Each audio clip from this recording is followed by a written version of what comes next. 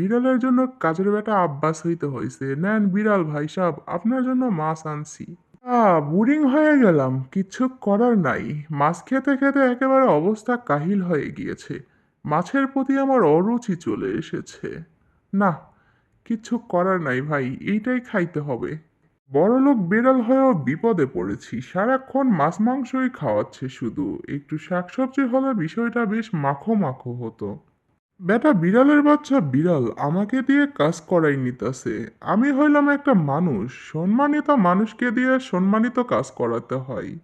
ক্ষুধার চোটে পেটের ভেতরে ইন্দুর দৌড়াদৌড়ি করতেছে।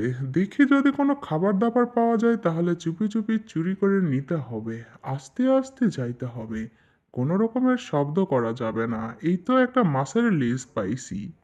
হাই হাই, ধরা পড়ে গিয়েছি, বেটা মানুষের বাচ্চা আমাকে ধরে ফেলেছে।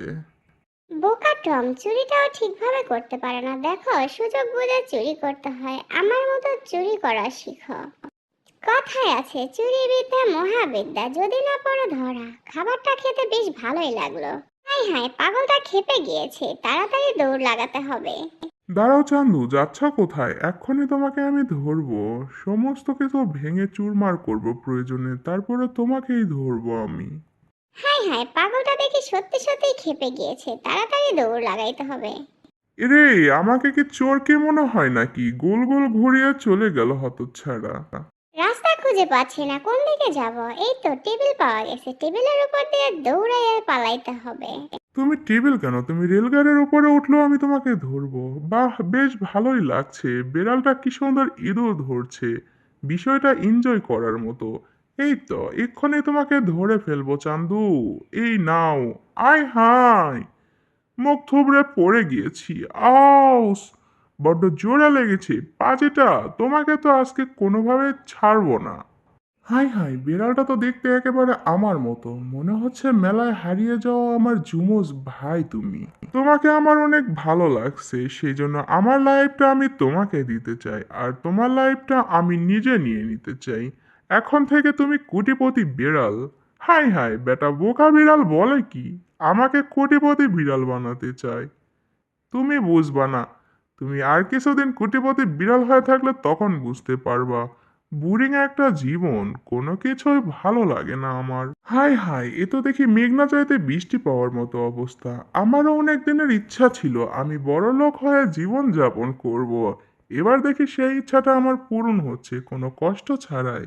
চারিদিকে শুধু ক্যামেরা, নিজেকে সেলিব্রিটি মনে হচ্ছে। মনে হচ্ছে পৃথিবীর সবচাইতে বড় সেলিব্রিটি আমি। দাঁড়াও, একটু ভেটকা ভেটকি করে পোজ দিয়ে ছবি তুলবো। কি যে একটা ইচ্ছা পূরণ হইতেছে, একটু ইয়ো ইয়ো স্টাইলে ছবি তুলবো। বেশ সুন্দরই লাগতেছে মনে হয় আমাকে। এখন পৃথিবীর সমস্ত সুন্দর সুন্দর বিড়ালরা আমাকে দেখে ক্রাশ খাবে। কতদিন ধরে এইভাবে মুক্ত আকাশের ভিতরে মুক্ত শ্বাস নিতে পারি নাই। অনেকদিন পরে ছাড়া পাইছি। আজকে পুরো এলাকা মজা মজা করে ঘুরবো। বেশ ভালোই লাগতেছে। দাঁড়াও, সামনে একটা সিঁড়ি, এবার একটু স্কেটিং করা যাক। স্কেটিং করার অনেক ইচ্ছা ছিল আমার, তবে পারি নাই। কি শান্তির জীবন। হাই হাই, এই টাকলাটা আবার কোথা থেকে আসলো? এটা কি টাকলা মুরাদ নাকি? এরে, কানটা টেনে কি লম্বা করে দিবে নাকি? কি রাগী রে বাবা। এই যে বিড়ালের বাচ্চা, নিজেকে কি রাজা মনে হচ্ছে নাকি? তাড়াতাড়ি এলাকা ছাড়ো, এলাকা পরিষ্কার করো, যাও। ভাইরে ভাই, এত বড় অপমান না করলেও পারতো। এত বড় অপমান হজম করার মতো না। বেটা মনে হচ্ছে পাগল। দিনের বেলায় আকাশের তারা দেখা শুরু করছে। কি ব্যাপার, এইদিকে তো এই ইন্দুরটার ঘর আসিল। এবার একটু ইন্দুরটাকে ডাকে, ইন্দুরটার থেকে সাহায্য চাইতে হবে আমাকে। যে কোনোভাবে আমাকে এই পৃথিবীতে থাকার জায়গা খুঁজতে হবে। আমি হলাম শিক্ষিত ইন্দুর, বই পড়াই আমার পেশা। এরে বাপরে, কি জোরে চাপ দিছে রে, মনে হচ্ছে শরীরের হাড় সব গুড়া গুড়া করে দিবে। এ কি, এটা তো দেখি টম বিড়াল। কি বলছে কি সব আমাকে? ভাইরে ভাই, আমি তো বিষয়টা খেয়ালই করি নাই। টম বিড়ালের হাতে পড়ছি আর এখনো জীবিত আছি।